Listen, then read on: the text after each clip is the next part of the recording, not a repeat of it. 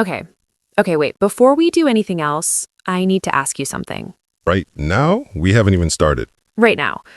Leo, have you ever watched someone do something and thought, how is that even a human being? Like, genuinely not possible. Yeah, a few times. Okay. Hi, everyone. Welcome to the Growth Language. I'm Alina, he's Leo, and I'm asking him this because that's exactly how I felt the first time I actually sat down and looked at Virat Kohli's life. Like his whole story from the beginning. And I don't mean just the cricket stuff. I mean the actual life underneath all of that. Yeah, there's a lot underneath. A lot underneath. And I think most people don't know it. Like, they know the name, they see the runs, the records, the ads everywhere, but the actual story of how he got there, It's different. it's really different.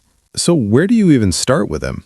Okay, so he's born in Delhi, 1988, West Delhi, which it's not a wealthy part of the city, right? His dad, Prem Kohli, was a criminal lawyer. His mom, Saroj, she's a homemaker. They're a middle-class family, not struggling, but not comfortable either, just managing. Okay. And from a really young age, we're talking 9 years old, Virat just had this thing for cricket. Like, he would not stop.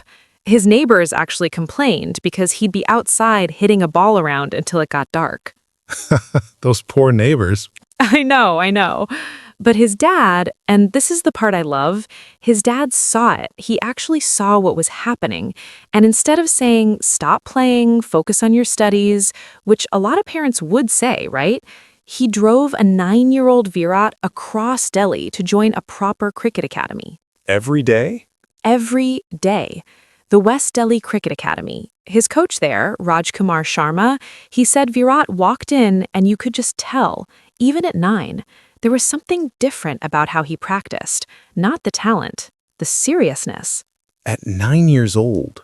At 9, which I don't know about you, but at 9, I was mostly just trying to get out of doing homework. Yeah, I was very focused on important things like cartoons. Right, exactly.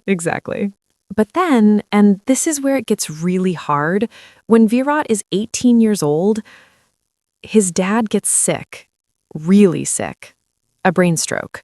Yeah. And this is December 2006. Virat is playing a Ranji Trophy match. That's a big domestic cricket tournament in India. And his dad is in the hospital. And the team needs him. They're in trouble. They're almost out. And he doesn't leave. He plays. He scores 90 runs. While his dad is in the hospital. While his dad is in the hospital. And the very next morning after that match, his dad passed away. I didn't know that. A lot of people don't. And what Virat said about it later was, he said his dad would have wanted him to play. He said his dad was always the one who believed in him the most, so he played. For him. That's a lot to carry. Can you imagine 18 and you're carrying that, and you go back out there and you still score 90 runs? Where does that come from? That's exactly what I kept asking myself. So after that, what happens? Like, he's young, he's just lost his dad. Where does he go from there?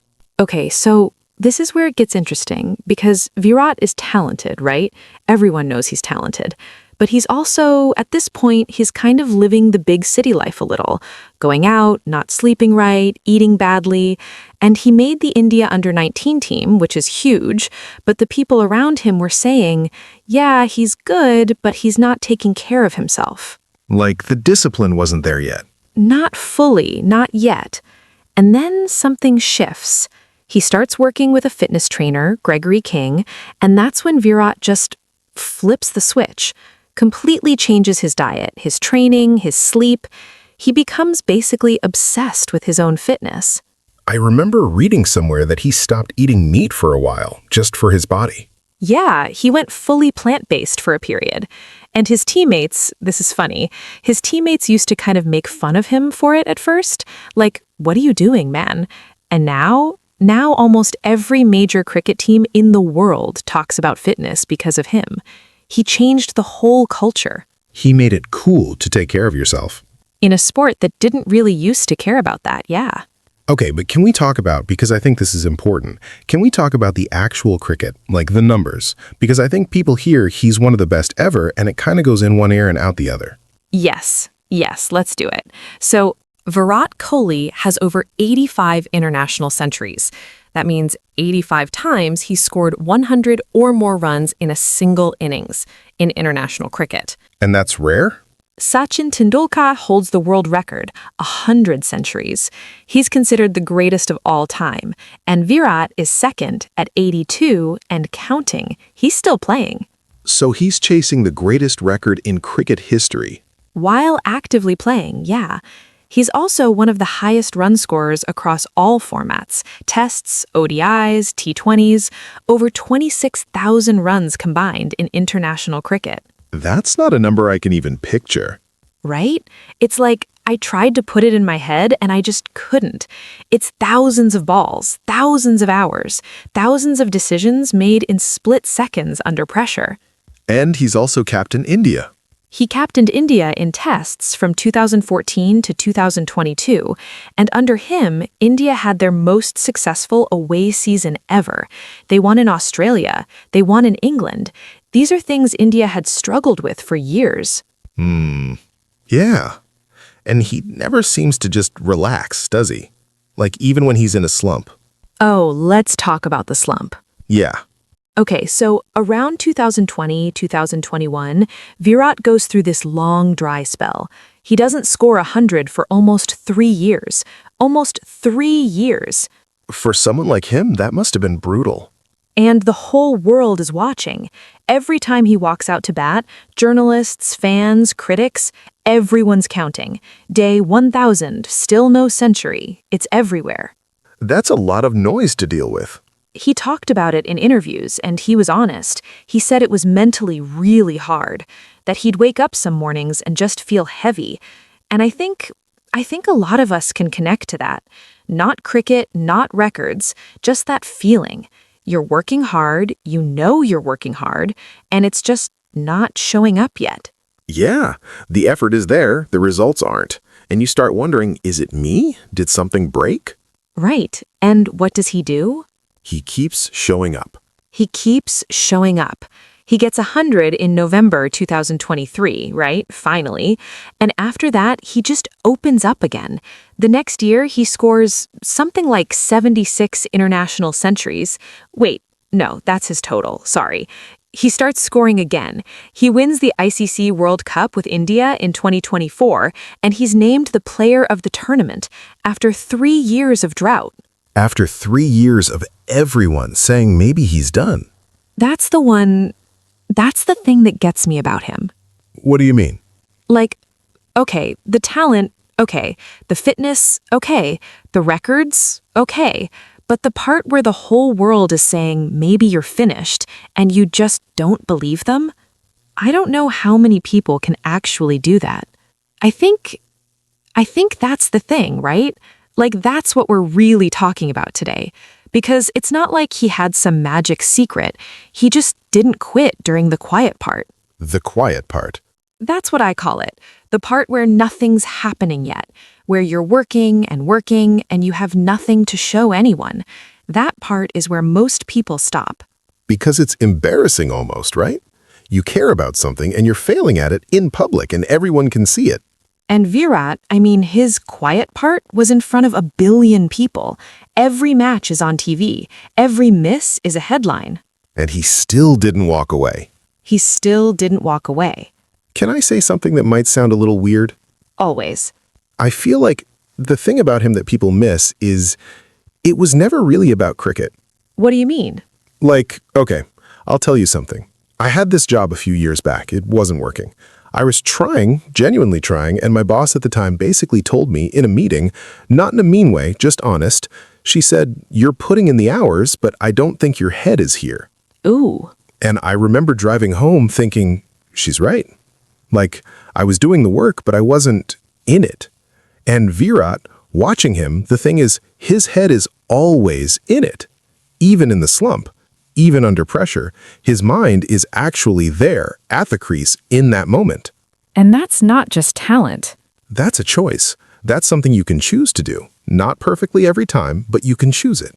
Yeah, and I don't know, I think that's actually what's teachable. Not the runs, not the records, you can't copy those. But that thing of, okay, I'm going to be present in what I'm doing.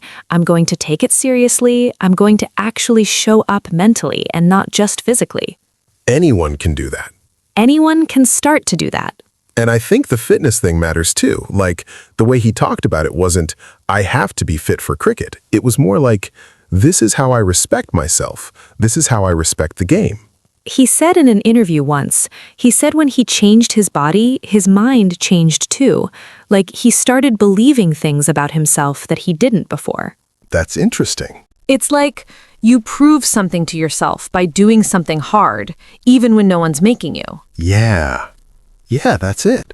The discipline isn't punishment, it's proof. You're proving to yourself that you mean it. The discipline isn't punishment, it's proof. Can I keep that? I'm keeping that. Yeah, sure. Okay, but I also want to say, and I think this is important, he's also just a person, right? Like, he had rough patches, real ones. He's talked about mental health struggles. He talked about, during COVID, during the lockdowns, feeling lost, anxious, not knowing what to do when cricket wasn't there. Because that was his whole identity. And suddenly, it was just gone. And I think that's a very human thing to admit, especially for someone who the whole world sees as this unstoppable force. It makes him more real. So much more real. And I think, look, if you're listening right now and you're thinking, okay, this is a great guy, great story, but what does it have to do with me? I think that's the answer. He's not some different kind of human. He went through real loss, real self-doubt, real failure. He kept choosing to go again. One more ball, one more day. One more ball, one more day. That's actually kind of all it is. So, what do you think the actual takeaway is? Not in a cheesy way, just if someone's listening to this and they're in their own quiet part right now, what would you say? I'd say, don't wait until you feel ready to start. Virat didn't wait until he felt confident to start training harder. He trained harder, and then the confidence came. Yeah, that's backwards from how we usually think about it. We wait to feel ready and then we start. But it's actually the other way. Start first, even badly, even scared, even when the scoreboard isn't moving yet. And the other thing I'd add is find out what you actually care about. Not what looks good, not what other people want for you. What you would do even if no one was watching. Because Virat, I genuinely believe, would have played cricket in a field with no one there. Yeah, I believe that too. I love that we did this one. Yeah, me too. I feel like I need to go watch some cricket now. Right? I felt that too when I was researching this.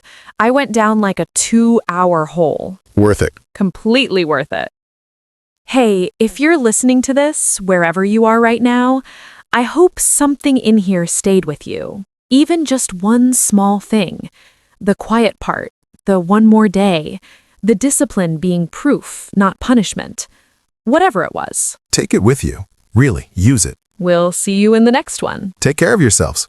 Okay, that was a good one. Yeah, that was a good one.